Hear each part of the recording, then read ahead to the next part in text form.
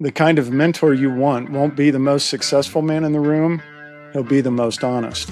Most men look for mentors the wrong way. They look for the guy that has the money, the title, the impressive resume. That's not a mentor. That's maybe somebody to admire from a distance. A good mentor isn't someone who has won the most.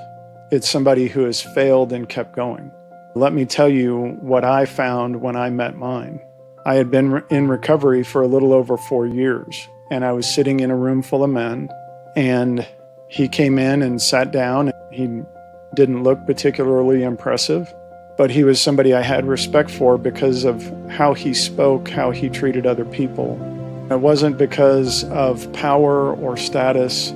It was the impact that he had on other people. The people around him were drawn to him in a way of, man, I like being around this guy, not like a rock star, but somebody that they knew that they would benefit because they talked to him, that he had something to offer them. And it wasn't only advice. It was compassion for their situation. It was empathy.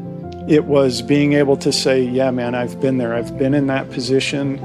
I know what that feels like. That is enormously helpful when people are first entering into recovery or a major life change, is having somebody else who can say, it's going to be okay. I've been there when this happened.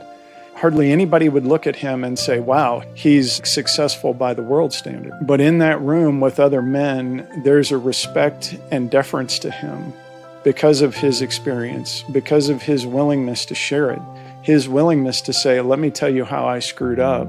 Let me tell you how I figured out how to fix it, or what I did, where I humbled myself, what I changed to make it different. He's the kind of man that shares his mistakes, and he shares them not from a place of, look at how bad I screwed up, but let me tell you, from this mistake, you can still come back. You can still re-engage with life. You can be a better person after you get through this. And so his legacy isn't a trophy case. It's the man that he sat with when everything was falling apart. A real mentor is going to share both sides. He's going to tell you how he won. He's going to tell you how he failed. He's going to talk about pain. He's going to talk about repair.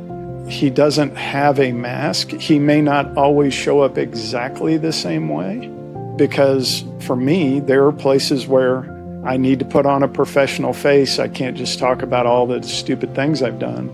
But if you ask, I will share them. I will talk about them. He does have the right to privacy. He doesn't have a right to secrecy. And so that's something to notice, is if you're engaging with somebody who seems to have secrets or wants to keep secrets, that may not be the right person. Good mentor makes himself available if he has space. When I need my mentor, I know I will get a call back from him soon, meaning probably within the next day. He has pushed me to grow, to look deeper, but he's done most of that just by talking about how he lives his own life. He shares where he's challenged. He shares what scares him. He talks about what's exciting to him. And he is willing to enter in to other people's tension. I've seen him sit down with the new guy in the room. I've seen him have conversations with people that he doesn't necessarily agree with, but he wants that person to grow. He wants to have that conversation. He wants that person to stay engaged in his own recovery. A mentor who only shares his victories feels like he's performing. But a man who shares his failures, that's a man who is showing us leadership. The first time I met the guy that became my mentor, his immediate impact on me was to change my understanding of God. He was talking to God, and in that prayer, he used some colorful language in talking to God, not at God, but about the situation. And that moment changed for me the idea of who God was and how I could show up differently with God and still have a deep relationship with God. Because my mentor has this way of talking, and you know that he knows God at a deep level. And so when he is using colorful language while praying, it really had an impact on me.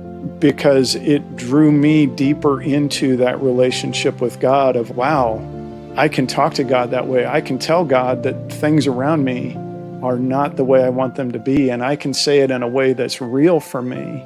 And God isn't going to run away, and God isn't going to punish me. And he showed me all of that in a very quick moment of his own prayer.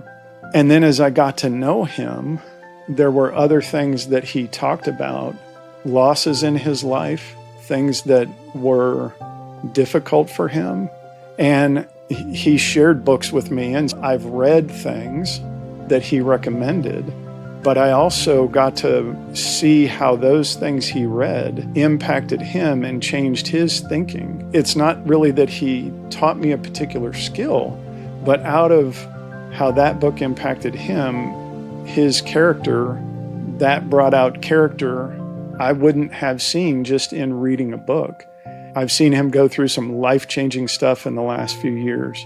And while it was very difficult for him, I also got to see what it looks like for somebody that I have that much respect for to go through a super challenging situation. It's one thing to read all the books about recovery.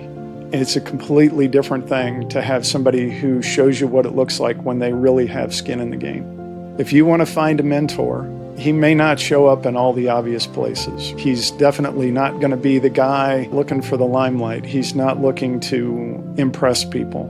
There might be somebody in your circle of men that's already there, a guy that you've had a long-term relationship with, that you know you can trust, and he's willing to sit with you in some of that difficult stuff. The humility of him saying, yeah, this is how I screwed up, this is what I did wrong, it will draw you toward him. While he may not be always available, you can ask them and see if they recommend somebody, because good mentors typically know other good mentors. The frequency of meeting with them probably doesn't matter as much as long as you're going deep with this person. I happen to see my mentor twice a week because we both go to similar meetings. And I like being around the guy, so I try to show up where he is. One thing I want to recommend is ask for your wife's input. It's important that she knows who it is and has a similar feeling that this is the kind of person who has a character that you would want. Somebody who has a character and shows up in a way that she would want. If you see somebody like that, ask them, hey, would you mind to have a cup of coffee? If you're in recovery, go to one of their meetings, find out what they talk about, where they go, that kind of thing.